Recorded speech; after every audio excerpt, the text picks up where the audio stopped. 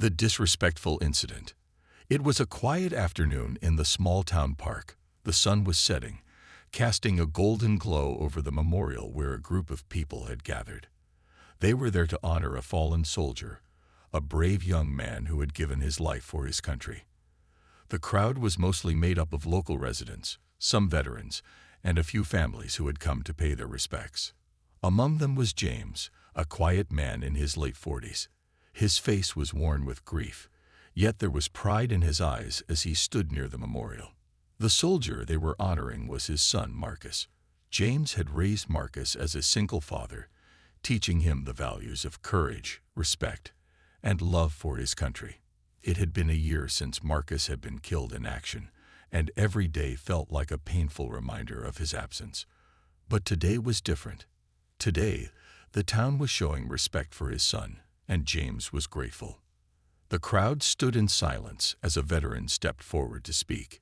His words were heartfelt, honoring the sacrifice of soldiers like Marcus who had given everything for the country. People nodded along, and some wiped away tears. It was a moment of unity, a reminder of the great sacrifice made by the men and women who served. But in the middle of this solemn ceremony, a voice broke through the silence. It was loud, angry, and out of place. "Why do we have to celebrate these people?" A woman's voice said from the back of the crowd.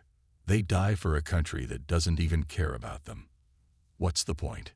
It's just a waste." Everyone turned to see a woman standing there, arms crossed, her face twisted in disgust. She wasn't dressed for the occasion, wearing a plain t-shirt and jeans. Her posture was defensive, as if she was challenging everyone around her. She wasn't listening to the speeches, and she wasn't paying her respects. Instead, she was mocking the entire event. James' heart sank. His hands clenched at his sides, and his jaw tightened. The woman's words felt like a slap in the face, a cruel and disrespectful attack on his son's memory. He looked around at the people near him, hoping someone would say something.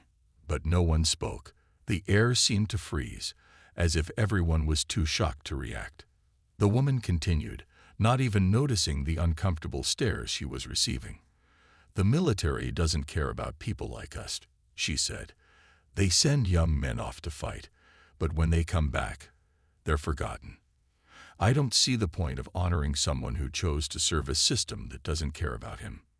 James could feel his chest tightening. He wanted to shout at her, to tell her how wrong she was, but he didn't.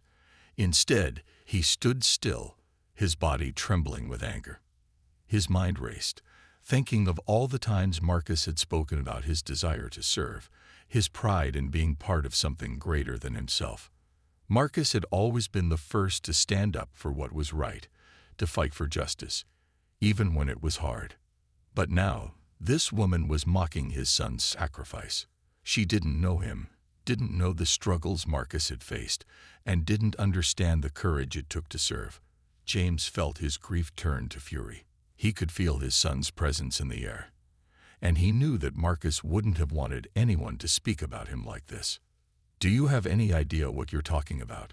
a man near James whispered. But before James could respond, the woman turned and saw James.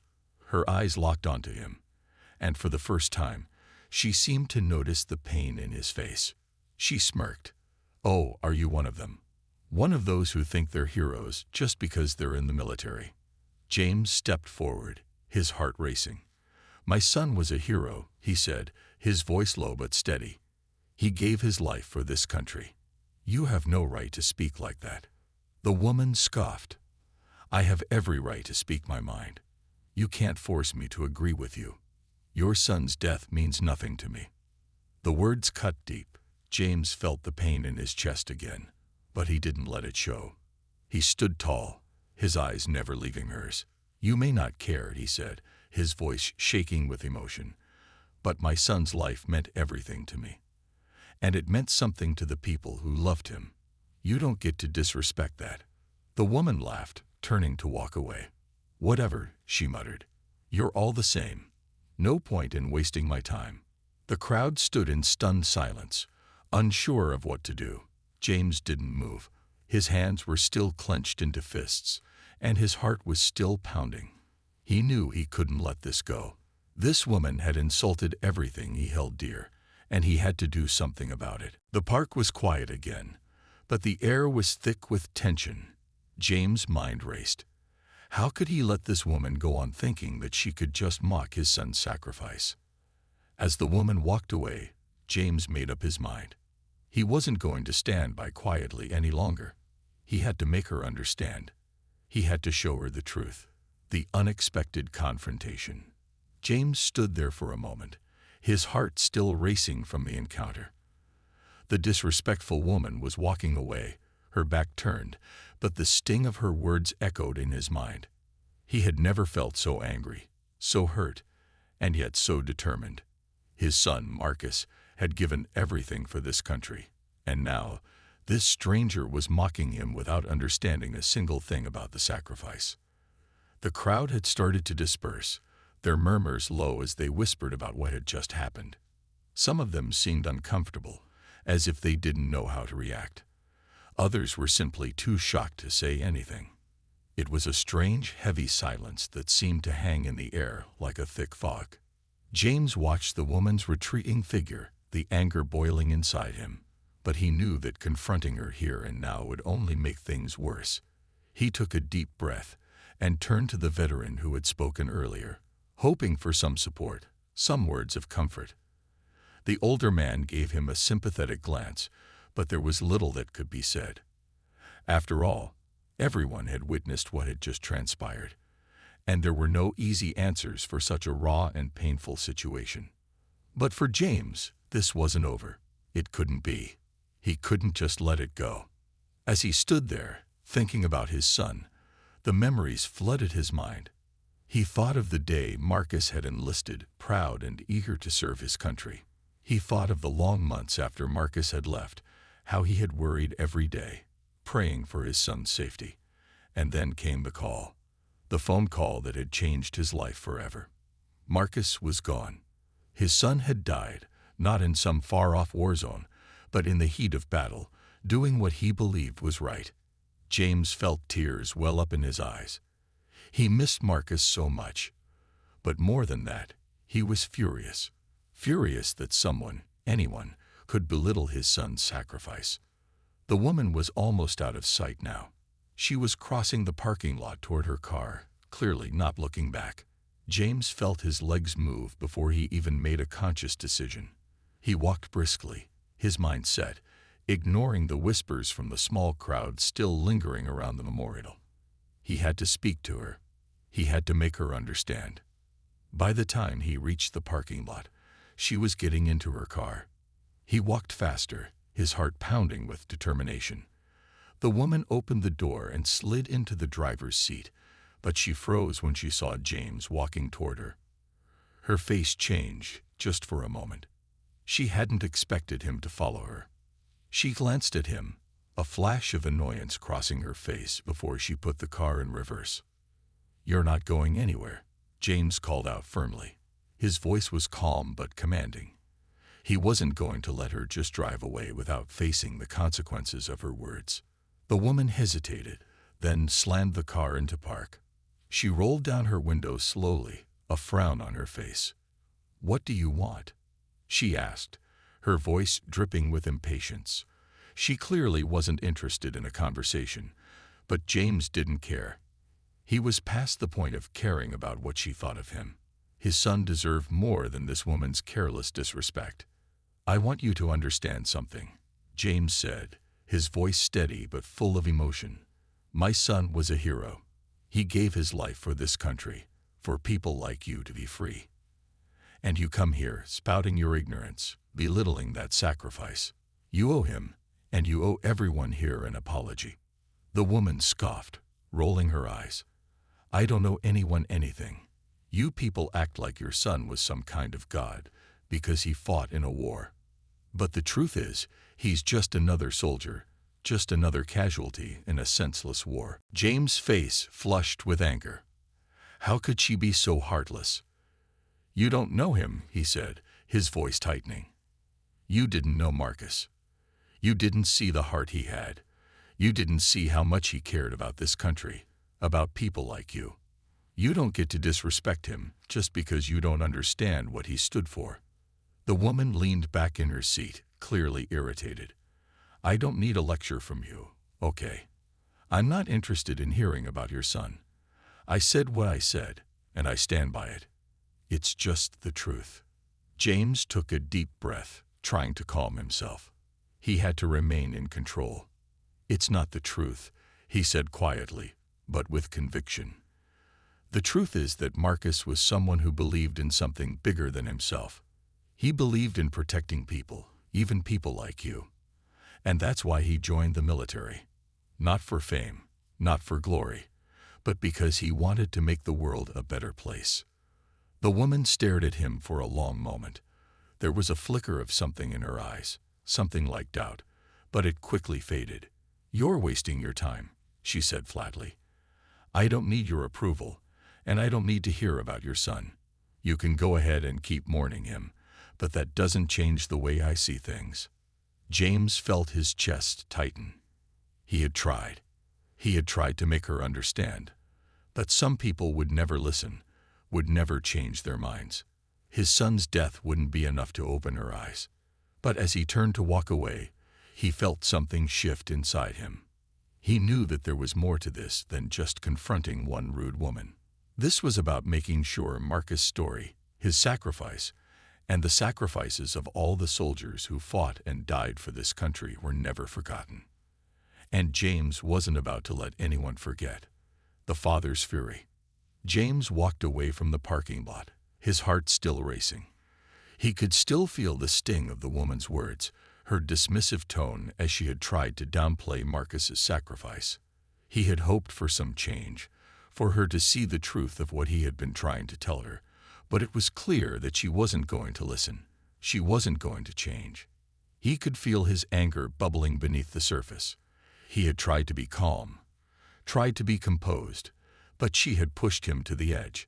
No one had the right to speak that way about his son, to disrespect him after all he had given.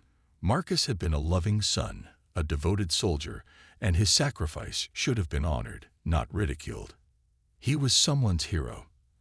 And yet here was this woman, this stranger, acting as if his life had meant nothing. As James stepped into his car and slammed the door behind him, he had one thought in mind. He wasn't done. He couldn't just let it go. He couldn't let her think that what she had said didn't matter. What she had done was unforgivable.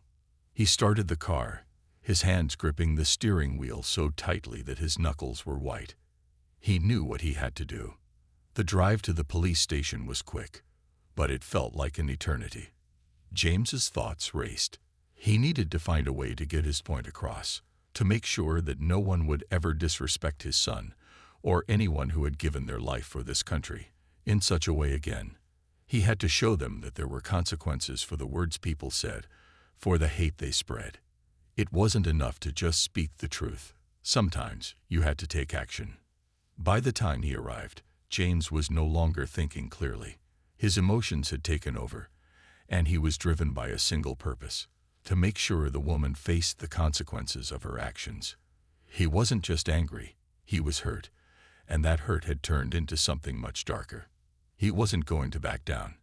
He had to make her understand. The station was busy when he arrived. Officers were standing in the lobby, some talking to each other, others focused on paperwork. James's eyes scanned the room, looking for someone who could help him, someone who could do something about the situation. He was so focused on finding an officer that he barely noticed the woman from earlier walking through the door. She had her head down, looking at her phone, completely unaware of his presence. James's heart skipped a beat. There she was, the woman who had insulted his son, the woman who had dismissed his sacrifice, the woman who had caused all this pain inside him. She had walked into the same station without even knowing what she was about to face. James took a step forward, his body tense with anticipation. He was close now, close enough to confront her again. But before he could make his move, an officer stepped in his path. "Sir, is there something I can help you with?" The officer's voice was calm, but there was an underlying sense of concern in his tone. James looked at the officer, his anger still burning inside him. "Yes," he said through gritted teeth. "I want to file a report. Someone needs to know what that woman did. She insulted my son, a fallen soldier, and I want her to be held accountable." The officer's eyes flickered toward the woman, who had just walked up to the counter. He seemed to recognize her, but he didn't say anything. Instead, he nodded slowly. "All right. I'll take your statement. Please, follow me." James's heart pounded in his chest as he followed the officer into a small room. The officer sat behind the desk, pulling out a form and beginning to ask questions. "Can you tell me what happened?" the officer asked, his pen poised above the paper. James took a deep breath. He had to keep his emotions in check. He had to tell the truth, but he wasn't sure how much of it he could hold back. "She was standing near the memorial for fallen soldiers. I was there, paying my respects to my son, Marcus. He died in combat, serving this country. And this woman, she mocked him. She mocked his sacrifice. She said that he was just another soldier, that his death didn't mean anything." The officer didn't interrupt, but James could tell that he was listening closely. "What did you do next?" he asked. "I confronted her," James said, his voice shaking slightly. "I told her that she owed my son and everyone here an apology. I tried to make her understand that Marcus was a hero, that he gave his life for this country. But she didn't care. She just walked away. And James's voice faltered for a moment. "I don't know what to do anymore. I can't just let it go. I can't let her walk away like nothing happened." The officer paused, looking at James with a mixture of sympathy and understanding. "I see. And you want to press charges for this?" James took a moment to think. Pressing charges was a big step. It wasn't just about the woman's words anymore. It was about making sure no one else would ever treat his son's death with such disrespect. But was it enough to file charges? He wasn't sure. "I don't know," James said, his voice quiet. "But I need to do something. She needs to understand that this kind of hate, this kind of ignorance, can't go unchecked." The officer nodded, writing down the details. "We'll look into it, Mr. Harris. We'll see what we can do." As James left the station, he felt a mix of emotions. Anger still burned inside him. But there was also a sense of relief. He had taken action. He had stood up for Marcus. And maybe, just maybe, the woman would start to understand the weight of what she had said. A shocking twist. The next few days were a blur for James. His mind kept racing with thoughts of the woman who had insulted his son, the pain she had caused, and the way he had been left feeling powerless. The police had taken his statement and said they would look into the matter, but he hadn't heard anything back. He knew it wasn't an easy case, but he couldn't shake the feeling that he had done the right thing.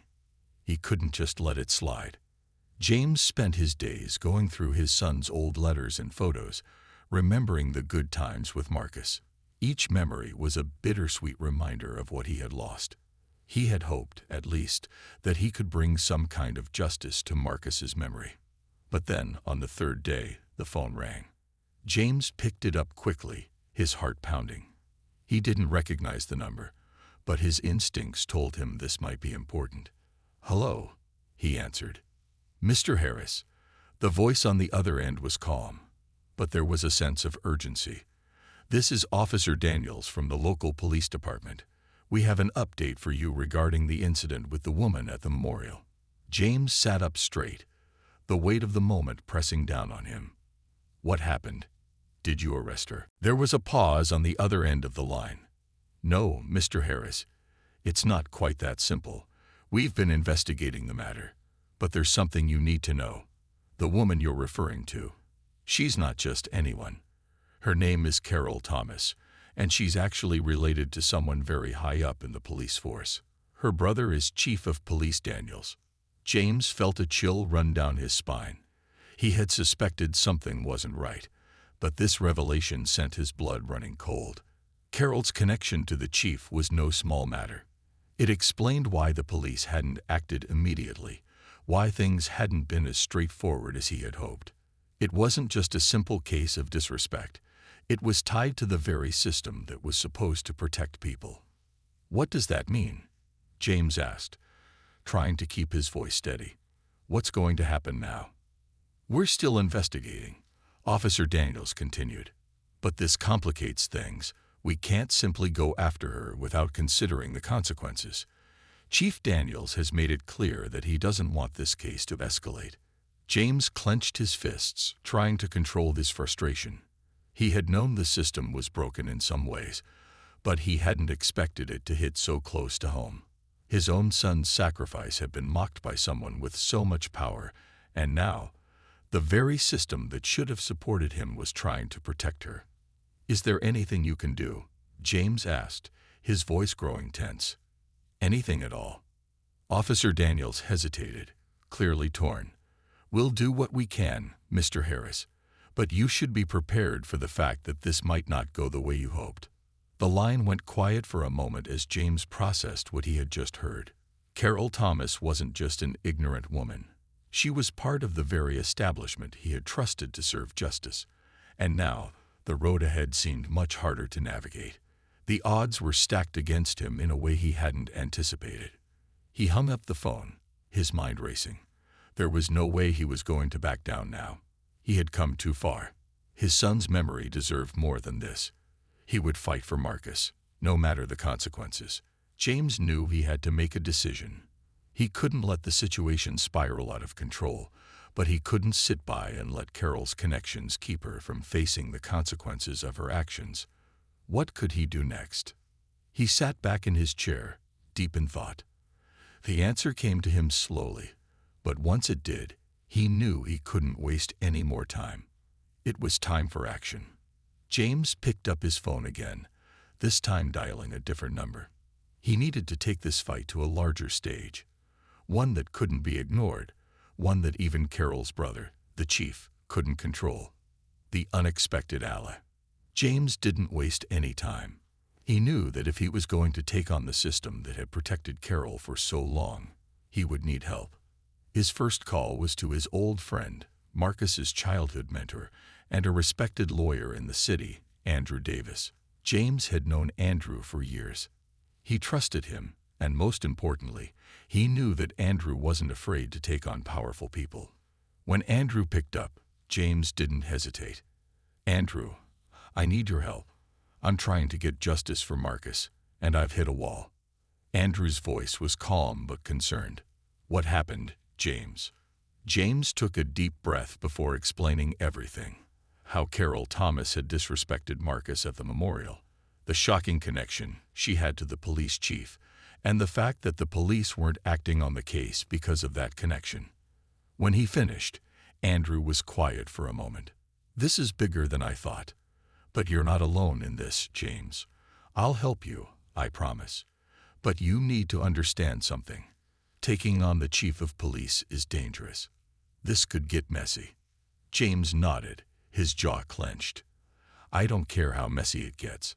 My son died for this country, and no one is going to disrespect his memory, not while I'm breathing." "I hear you," Andrew said. "And I'll do everything I can. But we need to be strategic. I'm going to dig into Carol's background, see if there's anything we can use to our advantage.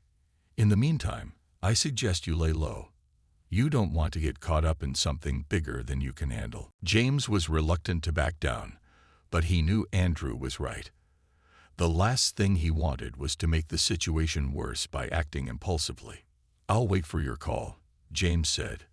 "And Andrew, thanks. I don't know what I'd do without you." "Don't mention it," Andrew replied. "We're in this together. I'll keep you updated." James hung up the phone, feeling a small sense of relief. For the first time since the incident, he felt like he had a chance to win. Andrew was his ally, and together, they might just have the strength to go up against the police chief and his sister Carol. Over the next few days, Andrew worked tirelessly to uncover any hidden truths about Carol Thomas. He dug into her personal life, her connections, and even her brother's dealings. Meanwhile, James kept a low profile, but the tension in his home was palpable. He knew he had to stay focused, but it was hard to do when his mind kept drifting to Marcus. His son's sacrifice weighed heavily on him, and he couldn't help but feel the weight of the injustice. Then, on the fourth day, Andrew called. "James," Andrew's voice came through the phone, sharp and urgent. "I found something. You won't believe it, but I think this could be the key to everything." James's heart raced. "What did you find?" "It's about Carol's husband," Andrew said. "Turns out, he's been involved in some shady business deals, and there are records of him having ties to organized crime. If we can prove that Carol knew about it, or worse, if she's been involved, this could be the leverage we need to expose her." James couldn't believe what he was hearing. Carol wasn't just a rude woman. She was part of something far more dangerous than he'd imagined. "That's huge, Andrew. We can't let this slip by." "I'm working on gathering more evidence," Andrew said. "But we need to be careful. If we go public with this too soon, Carol will use her brother's influence to shut us down. We need to make sure we have everything we need before we make a move." James's mind was racing. The stakes were higher than ever, but for the first time, he felt like there was hope. Carol's world was about to come crashing down, and there was nothing she could do to stop it. As James hung up the phone, he felt a sense of determination wash over him. He had found his ally in Andrew, and now they were going to fight for justice. Carol had crossed the line, and James wasn't going to let her get away with it. The dangerous game. The pressure was building. James could feel it in his bones. Andrew had uncovered more damning evidence about Carol's involvement with her husband's criminal activities, and now they had a plan. But the more they learned, the more dangerous things became. Carol's brother, the police chief, was no fool. He had been around long enough to know when someone was digging too deep. James had already seen how far the chief was willing to go to protect his sister and his own reputation. The last thing James wanted was to put Andrew or himself in danger, but the idea of letting Carol get away with what she had done to Marcus, what she had done to his family, was too much to bear. Andrew had advised James to be patient, to wait until they had everything in place before going public. But James wasn't sure how much longer he could stay quiet. Every day that passed felt like a betrayal to his son's memory. He had to act, and he had to act fast. Late one evening, as James sat alone in his living room, his phone rang. It was Andrew. "James, we got a problem," Andrew said, his voice tense. "Carol's been making moves, and I think she's onto us." James's heart skipped a beat. "What do you mean? What's happening?" "I've been tracking some of her financial records, and I've found a few unusual transactions. It looks like she's trying to cover her tracks, moving money around, maybe trying to buy silence or protection. She's panicking." James clenched his fists. "She's not going to get away with this." "I know, but here's the thing. She's gotten nervous, and now she's making dangerous connections. If she's got someone in her corner, someone high up, maybe in her brother's department, this could get ugly fast.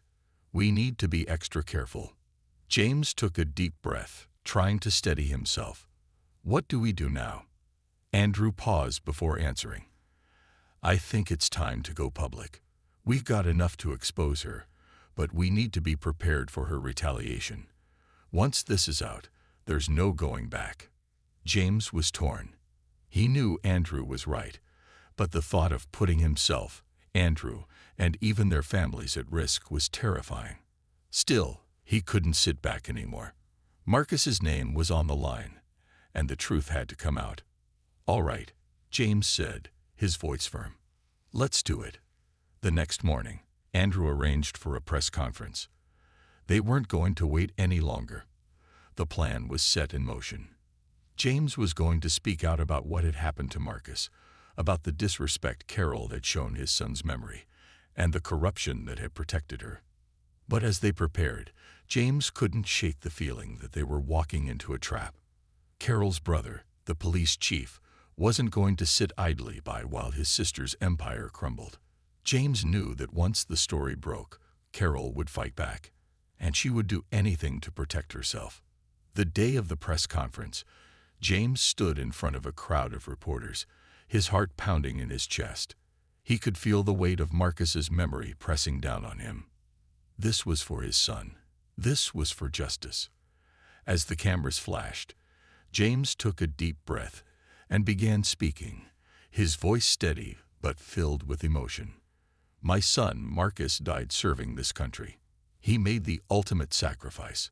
But there are people who should have honored him, who instead chose to disrespect his memory. People who are trying to cover up their own sins. The reporters were silent, hanging on every word. Carol Thomas, a woman who has connections with the police department, humiliated my son's memory in public. She insulted his service, and when I tried to seek justice, I was blocked at every turn. But what I've learned, what we've uncovered, is more than just a simple act of disrespect. It's a web of corruption, a network of people willing to protect one another, even at the cost of the truth. The room was tense, and James could feel the eyes of everyone in the room on him. He was standing up for Marcus, for his son's honor, and he wasn't going to stop. As the reporters began asking questions, James answered with clarity and resolve, revealing everything he had learned with Andrew's help. They were going to expose Carol's criminal connections, the cover-up, and the corrupt system that had shielded her from justice for so long. But James knew this was just the beginning. Carol and her brother would come after them, and they would stop at nothing to silence him. He had taken the first step, but the battle was far from over. The ultimate showdown. The days following the press conference were filled with tension. The storm had begun, and James knew there was no turning back. Carol and her brother, the police chief, weren't going to let this slide. James could feel the weight of their anger hanging over him like a dark cloud. James had already received several anonymous threats.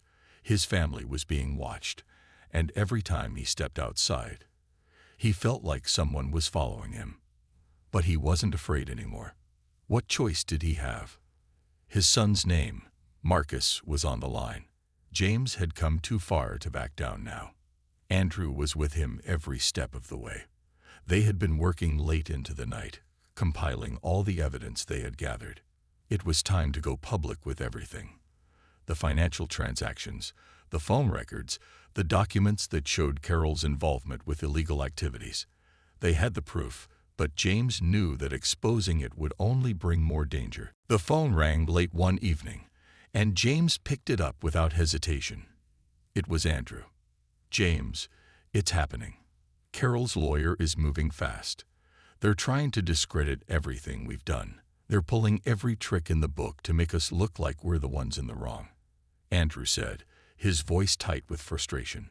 James rubbed his forehead, trying to steady himself. We knew this would happen. We can't let them get away with this. We have to stay the course. There was a long pause before Andrew spoke again. I don't know how much longer we can keep this up. The pressure's building, and if we don't get more support, we're going to lose everything. James was silent for a moment, thinking. He knew what Andrew was saying. The public support they had was slipping. Not everyone believed that Carol was capable of the things James had accused her of. People had their doubts, and the media wasn't helping. They had painted James as an angry father seeking revenge instead of a man fighting for justice. But James wasn't ready to give up. He had one final plan. It was risky, but it was the only way to expose Carol and her brother once and for all.